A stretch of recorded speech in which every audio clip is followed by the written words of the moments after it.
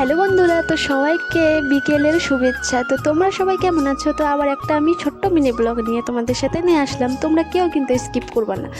তো বন্ধুরা, এখানে দেখো বিকেল বেলায় আমি মেয়েকে নিয়ে একটু ঘুরছিলাম, তখন দেখলাম যে কি এটা আমি দেখতে পাই, মানে এমনটা কি হয়েছে। আর দেখো তোমাদেরকে দেখাচ্ছি, এই যে আমাদের এই যে পিছনে যে ঘরের পিছনে একটা সুপারির গাছ আছে, সেখান থেকে এত পোকামাকড় বের হচ্ছে, মানে কি বলবো। আর এখানে কিন্তু ক্যামেরায় দেখা যাচ্ছে না, কিন্তু পুরো ঘর আমার টিনের উপরে কিন্তু ভর্তি হয়ে গেছিলো। জানি না এগুলো কি পোকা, বাপরে বাপ। দেখেই তো আমি এতগুলা কি করে হয়, এখানে লাগের মতো উপরে আছে আরো।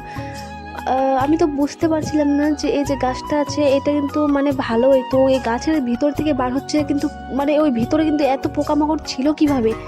তো যাই হোক গাইস, দেখতে কিন্তু ভালো লাগলো, টিনের উপরে যেমনভাবে পোকাগুলো উঠতেছে, কিন্তু বেশ ভালো লাগছে। তো আমার ভিডিও যদি ভালো লাগে তোমরা আবার অবশ্যই আমার পাশে কিন্তু থাকবা। তো এখানে দেখো মেয়েটাকে নিয়ে আমি কিন্তু দাঁড়িয়ে যে দেখতেছি, কিন্তু এখনও পর্যন্ত আমি ভাতও খাইনি গাইস। আর বিড়ালটা দেখো কিন্তু কোথায় চলে এসেছে, ও ভাবতেছে ওর ওটা খাবার, দেখো।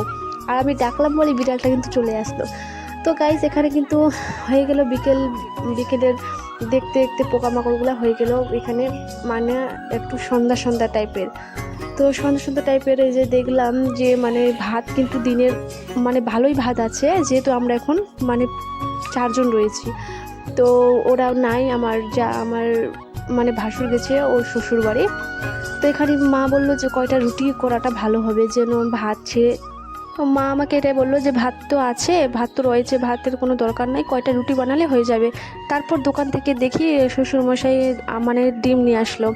তো এখানে আমি আটাটা ভালোভাবে মেখে রাখি দেবো। তোমরা কীভাবে মেখে রাখো তোমরা অবশ্যই বলবা, কিন্তু আমি মেখে আটাটাকে ভালোভাবে কিন্তু 5 মিনিটের মতো কিন্তু আমি ঢেকে কিন্তু রাখিয়ে দিই। তারপর কি হবে, রুটিটা নরম হবে, আর যতই তুমি যত রুটিটা বেশ ফোলাবে।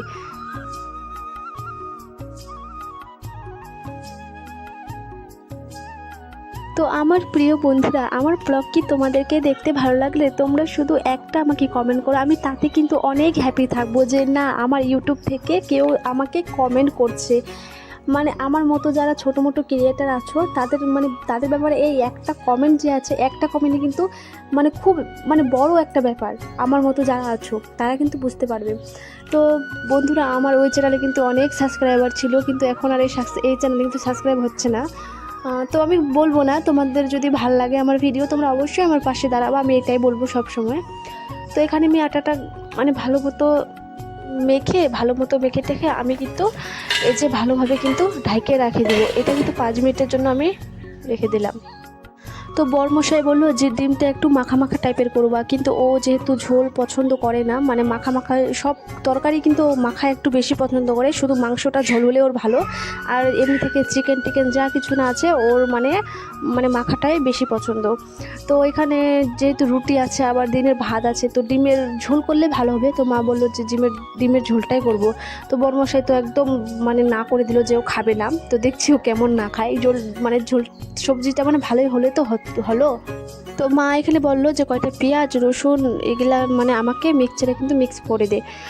তারপর আমি এখানে পেঁয়াজগুলা কাটতেছি, পেঁয়াজগুলা কাটে রসুনগুলা বেশি কয়টা রসুন আমি দিই না, বেশি আমার পছন্দ না। আর ওই যে আমার শ্বশুর মশাই আছে, ও কিন্তু মশলা টাইপের সবজি একদম পছন্দ করে, হালকা ফুলকা মশলাই বেশি পছন্দ করে। আর এখানে আমি কিন্তু এখন মিক্সচারে দিয়ে দেবো এই যে জিরা।